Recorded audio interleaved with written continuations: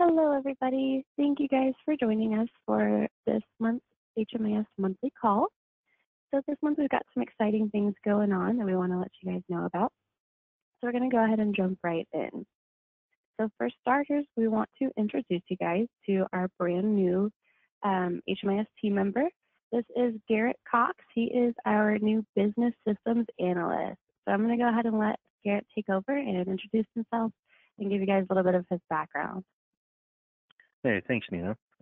Hey, so like Nina said, my name is Garrett, and just a little bit about my background. I received my my bachelor's and my master's degrees in mathematics from UTSA, and after I finished my graduate work, they kept me on as a lecturer. So I spent the past about 5 years being a lecturer for the Department of Mathematics out there. So teaching mainly freshman and sophomore level classes.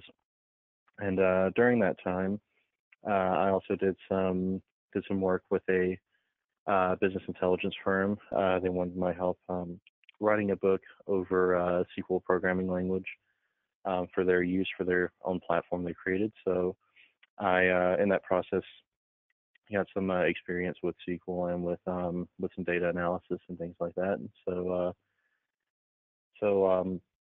so yeah, after I kind of did all of that, I started trying to find maybe a career in that, and I'm very grateful that Haven has asked me to work here. So I'm really looking forward to being out here and learning even more. Thank you, Garrett. So he's excited to jump right in and start helping out. He has already started taking some of the tickets that have come in, so you may start seeing his name more often. And he looks forward to working with everybody in the future. So keep an eye out for him. Next up, we want to let you guys know about an issue that we have encountered pretty frequently recently. So some of you may know this already, but if for any reason you ever need to delete an enrollment, if you plan to create that enrollment once again, what you'll need to do is actually exit the enrollment prior to deleting it. So what happens if you delete an enrollment while the status is still enrolled? The system will kind of still recognize that enrollment as being open, and if you try to create a new one, it will actually prevent you from creating a new one. You'll get an error message saying that the family is already enrolled for the selected program, and it will not allow you to move forward. However, if you do exit the enrollment prior to deleting it, it will allow you to complete the new enrollment that same day. So if for any reason you do make that mistake and you delete an enrollment while it is listed with a status of enrolled, there is an overnight process that runs each night, which will actually correct the issue, and the following day you will be able to open the enrollment once again. So, and keep in mind, we don't usually want to be deleting enrollments. That's something that should only be happening if you make any mistakes on the enrollments. For example, if you select the wrong project, if you put it on the wrong client's profile, things like that. But typically we don't want to be deleting enrollments unless there's a mistake. But as long as you exit the enrollment before deleting it, you won't have any problems at all going forward. So just keep that in mind, but if you do make that mistake and delete it while it's enrolled, the next day you should be able to create the enrollment once again with no problem. On that same note, one other thing that we want to let you guys know about that we've seen pretty frequently recently, depending on the way that your project is set up, if it is set up to allow the enrollments to be reopened, for example, within 30 days of the date that the project was exited, the system will not allow you to create a new enrollment within that 30-day period. Essentially, the system is looking at the enrollment and it sees that there is one within the past 30 days, so it doesn't understand why you would be creating a new one within the period that was selected to be able to reopen the enrollment. It's a little bit odd, but so the issue with that, if your project is not set up to allow reopens at all, then you will never encounter this issue. But if it is set up to allow reopens, whatever the number of days selected, you won't be able to create a new one within that number of days. So in this case, 30 days. And you'll get an error message that looks just like this red box on the screen, telling you that since the client was already enrolled within the past 30 days, it asks you to reopen the existing enrollment.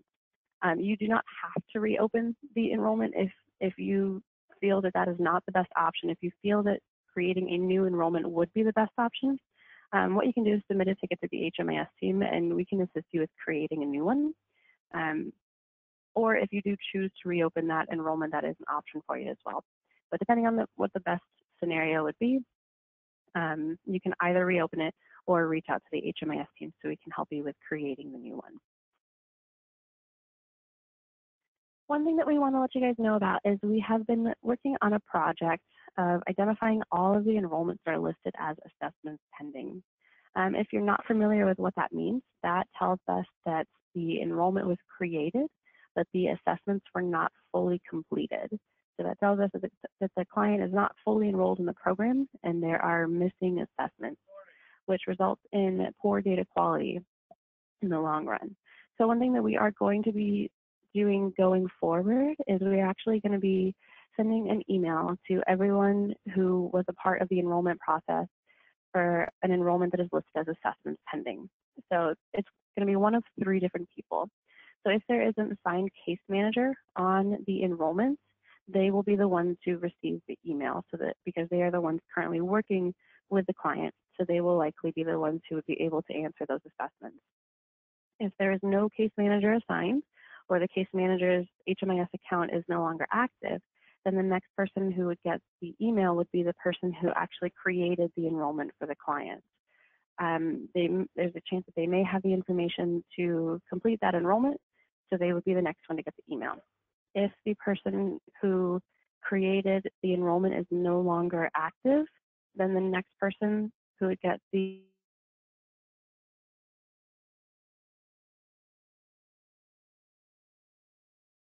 So we just want to give you guys a heads up about that, because you are going to start receiving those emails if you fall into any of those categories. So the emails are going to start this week, and they will be sent every Friday at 4 p.m.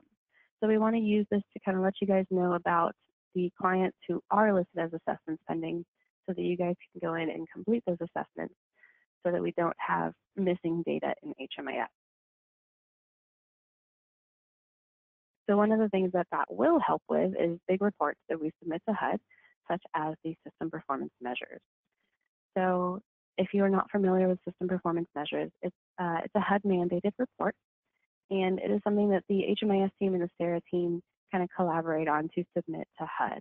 So it's not something that you will be in charge of submitting, but as a part of the continuum of care, you guys will be included in the report. So this particular report is intended to kind of show the performance of our entire COC, all of our agencies and projects that are assisting the homeless population within the geographic area of our COC. So regardless of whether you receive HUD funding or not, you will likely be included in this report. So we are going to start reviewing the report, and we're going to start reaching out to projects if we need any data corrections from you guys. So look out for those emails. We are also going to post some additional information on the HMIS monthly newsletter next month. That'll kind of give you a little bit of a better idea of what is included in the report. So you can kind of start going through your data on your own to make sure that your data is complete and as accurate as possible. So we will start reaching out to you hopefully soon, so look out for that. Next thing, just so you guys know, we are currently working on the HMIS APR. So if any of you guys are responsible for submitting an APR to HUD, you may be familiar with this. We as the HMIS team are also responsible for submitting an APR as well. So that is something that we are currently working on and is going to be due in March. But you guys will not be affected by this at all. We don't need any data corrections or anything for this report. This is just something that is submitted to HUD by the HMIS team. Just something to let you guys know about that we are currently working on. As we do every month, we want to highlight those projects who have 0 data corrections for the month of February. So once again, as always, AGIF has some phenomenal data quality. So we've got a total of 8 different projects from AGIF who had 0 data corrections this month. That is phenomenal. Way to go, AGIF. We also have Beat Aids with their Ryan White Hopewell Permanent Housing Program. Good job, Beat Aids. Endeavor, the SSVF Homeless Prevention Program, also has 0 data corrections. This month we have 3 different projects from SAFE, all of which have 0 data corrections. And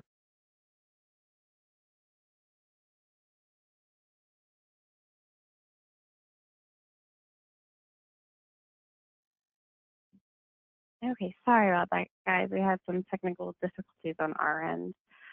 So where we left off was with SAHA. This month, this is really exciting. All 3 of our SAHA projects have 0 data corrections.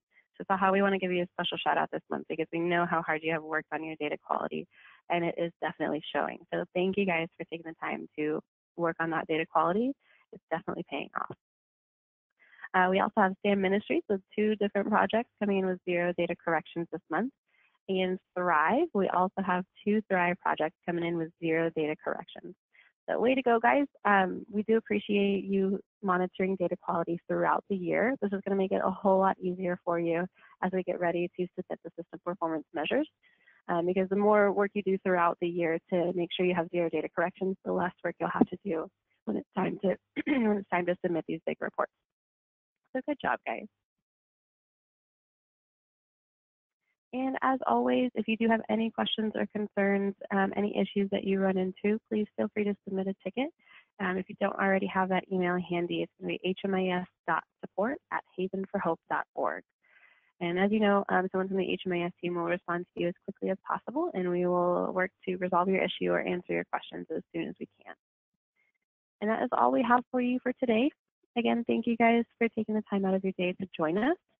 And we look forward to a successful system performance measure season with you guys. Enjoy the rest of your day.